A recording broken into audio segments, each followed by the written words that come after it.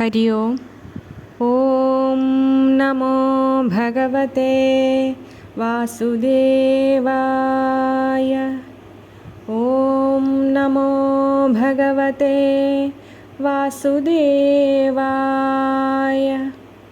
ॐ नमो भगवते वासुदेवाय। श्रीमद्भागवते द्वादशस्कन्धे अथ द्वादशोऽध्यायः। सूत उवाच नमो धर्माय महदे नमः कृष्णाय वेधसि ब्राह्मणेभ्यो नमस्कृत्य धर्मान् वक्ष्ये सनातनान्। एतद्वः कथितं विप्रा विष्णोश्चरितमद्भुतं भवद्भिर्यदहं पृष्टो नराणां पुरुषोचितम्। अत्र सङ्कीर्तितः साक्षात् सर्वपापहरो हरिः नारायणो हृषीकेशो भगवान् सात्वतां पदिः। अत्र ब्रह्म परं गुह्यं जगतः प्रभवाप्ययं ज्ञानं च तदुपाख्यानं प्रोक्तं विज्ञानसंयुतं। भक्तियोगः समाख्यातो वैराग्यं च तदाश्रयं पारीक्षितमुपाख्यानं नारदाख्यानमेव च। प्रायोपवेशो राजर्षेर्विप्रशापात् परीक्षितः शुकस्य ब्रह्मर्षभस्य संवादश्च परीक्षितः। योगधारणयोत्क्रान्तिः संवादो नारदाजयोः अवतारानुगीतं च सर्गः प्राधानिकोऽग्रदः। विदुरोद्धवसंवादः शत्रुमैत्रेययोस्ततः पुराणसंहिताप्रश्नो महापुरुषसंस्थितिः। ततः प्राकृतिकः सर्गः सप्तवैकृतिकाश्च ये ततो ब्रह्माण्डसम्भूतिर्वैराज्यः पुरुषो यदः। कालस्य स्थूलसूक्ष्मस्य गतिः पद्मसमुद्भवः भुव उद्धरणेऽम्भोधेर्हिरण्याक्षवधो यथा। ऊर्ध्वतिर्यगवाक्सर्गो रुद्रसर्गस्तथैव च अर्धनारी नरस्याध यदः स्वायम्भुवो मनुः। शतरूपा च या स्त्रीणामाद्या प्रकृतिरुत्तमा सन्तानो धर्मपत्नीनां कर्दमस्य प्रजापतेः। अवतारो भगवतः कपिलस्य महात्मनः देवहूत्याश्च संवादः कपिलेन च धीमता। सर्वत्र गोविन्दनामसङ्कीर्तनं गोविन्द गोविन्द। नवब्रह्मसमुत्पत्तिर्दक्षयज्ञविनाशनं ध्रुवस्य चरितं पश्चात् पृथोः प्राचीनबर्हिषः। नारदस्य च संवादस्ततः प्रयव्रतं द्विजाः नाभेस्ततोऽनुचरितमृषभस्य भरतस्य च। दीपवर्षसमुद्राणां गिरिनद्युपवर्णनं ज्योतिश्चक्रस्य संस्थानं पातालनरकस्थितिः। दक्षजन्मप्रचेदोभ्यस्तत्पुत्रीणां च सन्ततिः यतो देवासुरनरास्तिर्यङ्नगखगादयः। त्वाष्ट्रस्य जन्मनिधनं पुत्रयोश्च दिदेर्द्विजाः दैत्येश्वरस्य चरितं प्रह्लादस्य महात्मनः। मन्वन्तरानुकथनं गजेन्द्रस्य विमोक्षणं मन्वन्तरावताराश्च विष्णोर्हयशिरादयः। कौर्मं धान्वन्तरं मात्स्यं वामनं च जगत्पतेः क्षीरोदमधनं तद्वदमृतार्थे दिवौकसाम्। देवासुरमहायुद्धं राजवंशानुकीर्तनम् इक्ष्वाकुजन्म तद्वंशस्युद्युम्नस्य महात्मनः। इलोवाख्यानमत्रोक्तं तारोवाख्यानमेव च सूर्यवंशानुकथनं शशादाद्यानृगादयः। सौकन्यं चाधशर्यादेः ककुस्तस्य च धीमदः खड्वाङ्गस्य च मान्धातुः सौभरे सगरस्य च रामस्य कौसलेन्द्रस्य चरितं किल्बिषापहं निमेरङ्गपरित्यागो जनकानां च सम्भवः रामस्य भार्गवेन्द्रस्य निक्षत्रकरणं भुवः ऐलस्य सोमवंशस्य ययातेर्नहुषस्य च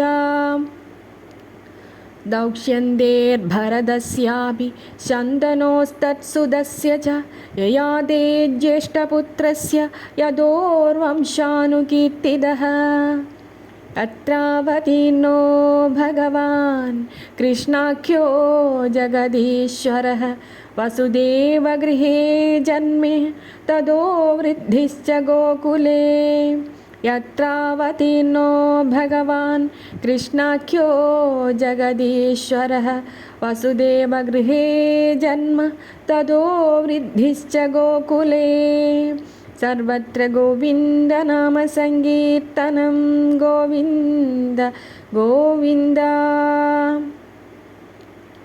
तस्य कर्माण्यपाराणि कीर्तितान्यसुरद्विषः पूतनासुभयः पानं शकटोच्चाटनं शिशोः तृणावर्तस्य निष्पेषस्तथैव भगवत्सयोः धेनुकस्य सह भ्रातुः प्रलम्बस्य च संक्षयः गोपानां च परित्राणं दावाग्नेः परिसर्पदः दमनं काळियस्याहेर्महाहेर्नन्दमोक्षणम् व्रतचर्या तु कन्यानां यत्र तुष्टोच्युतो व्रतैः प्रसादो यज्ञपत्नीभ्यो विप्राणां चानुतापनम् गोवर्धनोद्धारणं च चक्रस्य सुरभेरथ यज्ञाभिषेकं कृष्णस्य स्त्रीभिः क्रीडा च रात्रिषु शङ्खचूडस्य दुर्बुद्धेर्वधोरिष्टस्य केशिनः अक्रूरागमनं पश्चात्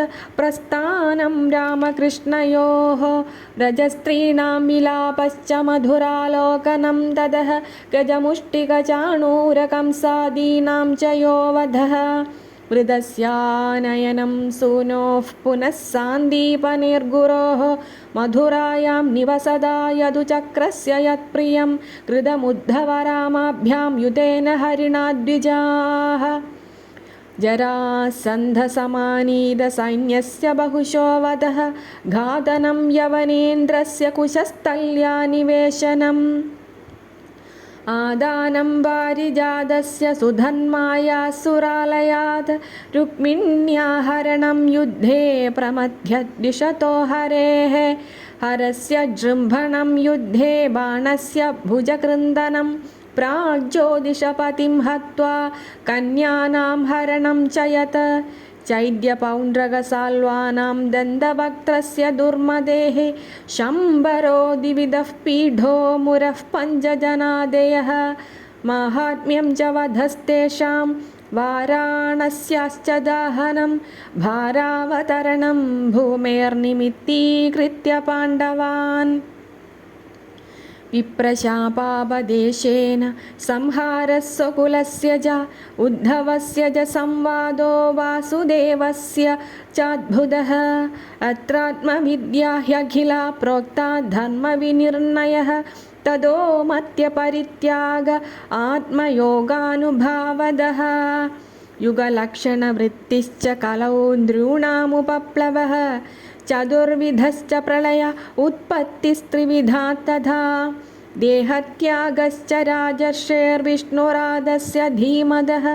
शाखाप्रणयनमृषेर्मार्कण्डेयस्य सल्कधा महापुरुषविन्यासः सूर्यस्य जगदात्मनः इति चोक्तं द्विजश्रेष्ठा यत्पृष्टोऽहमिहास्मि वः लीलावतारकर्माणि कीर्तितानीह सर्वशः पतितस्खलितश्चार्थः चुत्वा वा विवशो ब्रुवन् हरये नम इत्युच्चैर्मुच्यते सर्वपादकात् पतितस्खलितश्चार्थः चुत्वा वा विवशो ब्रुवन् हरये नम इत्युच्चैर्मुच्यते सर्वपादकात् पतितस्खलितश्चार्थः क्षुत्वा वा विवशो ब्रुवन् हरये नम इत्युच्चैर्मुच्यते सर्वपातकात्।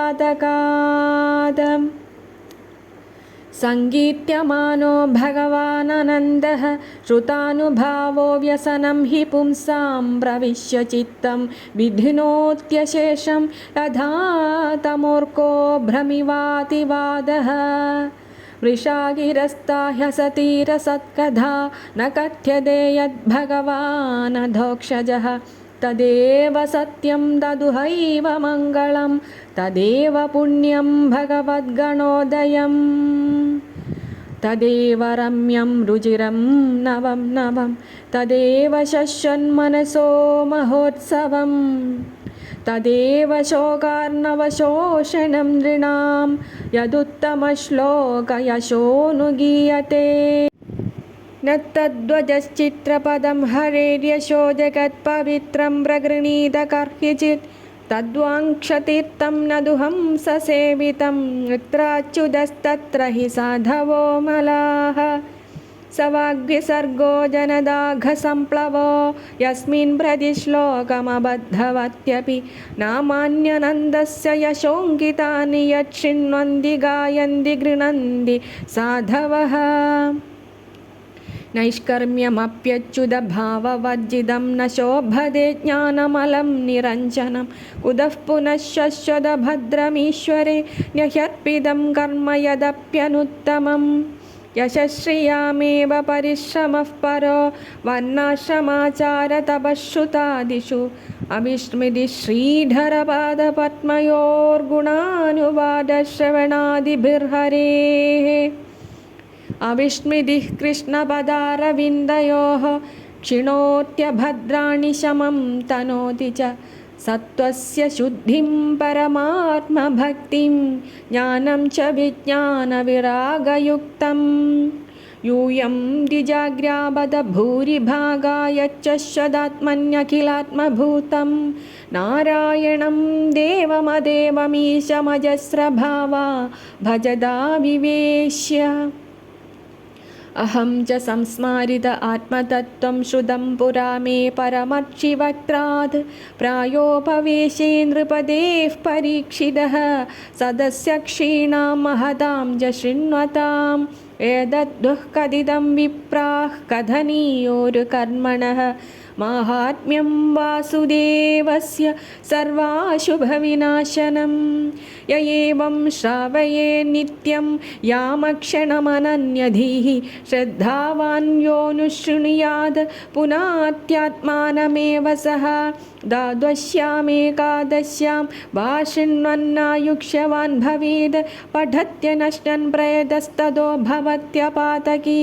पुष्करे मधुरायां च द्वारवत्यां यदात्मवान् उपोक्ष्य संहितामेतां पठित्वा मुच्यते भयात्। देवता मुनयः सिद्धाः पितरो मनवो नृपाः यच्छन्ति कामान् गृणत शृण्वतो यस्य कीर्तनात्। ऋचो यजूंषि सामानि द्विजोद्धीत्यानुविन्दते मधुकुल्या घृतकुल्याः पयःकुल्याश्च तत्फलं। पुराणसंहितामेतामधीत्य प्रयतो द्विजः प्रोक्तं भगवता यत्तु तत्पदं परमं व्रजेद। विप्रोधीत्याप्नुयात् प्रज्ञां राजन्यो दधिमेखलां वैश्यो निधिपतित्वं च शूद्रशुद्ध्येत पादकात्। कलिमलसंहति कालनोऽखिलेशो हरिरितरत्र न गीयते ह्यभीक्ष्णम्।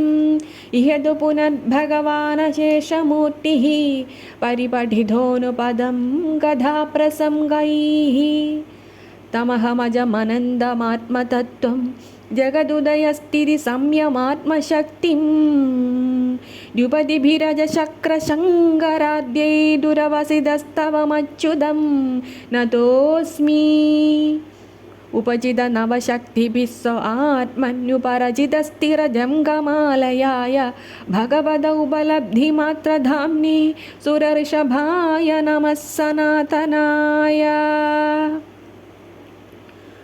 स्वसुखनिभृतचेदास्तद्व्युदस्तान्यभावोऽप्यजितरुचिरलीलाकृष्टसारस्तदीयं व्यदनुदकृपया यस्तत्त्वदीपं पुराणं तमखिल वृजिनघ्नं व्याससूनुं नतोऽस्मि सर्वत्र गोविन्दनामसङ्कीर्तनं गोविन्द गोविन्द सर्वत्र गोविन्दनामसङ्कीर्तनं गोविन्द गोविन्द सर्वत्र गोविन्दनामसङ्कीर्तनं गोविन्द गोविन्द इति श्रीमद्भागवते महापुराणे पारमहंस्यां संहितायां द्वादशस्कन्धे द्वादशस्कन्धार्थनिरूपणं नाम द्वादशोऽध्यायः।